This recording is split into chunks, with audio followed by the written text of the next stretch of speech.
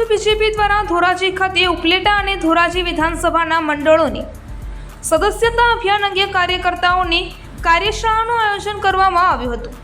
ભારતના વડાપ્રધાન શ્રી નરેન્દ્રભાઈ મોદી દ્વારા સમગ્ર ભારતમાં સદસ્યતા અભિયાન શરૂ કરવામાં આવ્યું છે, જેના ભાગરૂપે આજરોજ ધોરાજી અને ઉપલેટા વિધાનસભાના 5 મંડળોની કાર્યશાળા ધોરાજી ખાતે યોજાઈ હતી, જેમાં ભાજપના કાર્યકર્તાઓને ડિજિટલ માધ્યમથી કઈ રીતે સદસ્યતા અભિયાનમાં લોકોને જોડી શકાય તે અંગે રાજકોટના મનોજ રાઠોડ અને હસમુખ સુચિત્રાએ માર્ગદર્શન આપ્યું હતું। આ કાર્યશાળામાં ધોરાજી ઉપલેટાના ધારાસભ્ય મહેન્દ્ર પાટલિયા સહિત અનેક ભાજપના આગેવાનો જોડાયા હતા।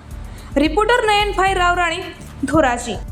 અખિલ ભારતીય જનતા પાર્ટી દ્વારા સદસ્યતા અભિયાનની શરૂઆત આગામી 2 તારીખે સોમવારે આપણા યશસ્વી વડાપ્રધાન આદરણીય નરેન્દ્રભાઈ મોદી સાહેબ દ્વારા લોન્ચ થવાનું છે। એના સંદર્ભમાં પ્રદેશ ભારતીય જનતા પાર્ટીના માર્ગદર્શન હેઠળ અને રાજકોટ જિલ્લા ભારતીય જનતા પાર્ટીના માર્ગદર્શન હેઠળ આજે અહીંયા ધોરાજીમાં કાર્યશાળાની શરૂઆત થઈ।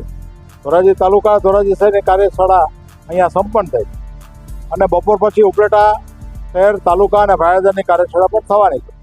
આ સદસ્યતા અભિયાન અગાઉ જે 10 કરોડનો લક્ષ્યાંક હતો દેશનો, એ લક્ષ્યાંક પ્રમાણે ગુજરાતના અને રાજકોટ જિલ્લાના ફાળે અને ધોરાજી ઉપલેટાના ફાળે જેટલી લક્ષ્યાંક છે એ લક્ષ્યાંક કરતાં પણ વધુ સંખ્યામાં નવા કાર્યકર્તા નોંધવા એક અલગ પ્રકારનો ઉત્સાહ કાર્યકર્તામાં જોવા મળે છે।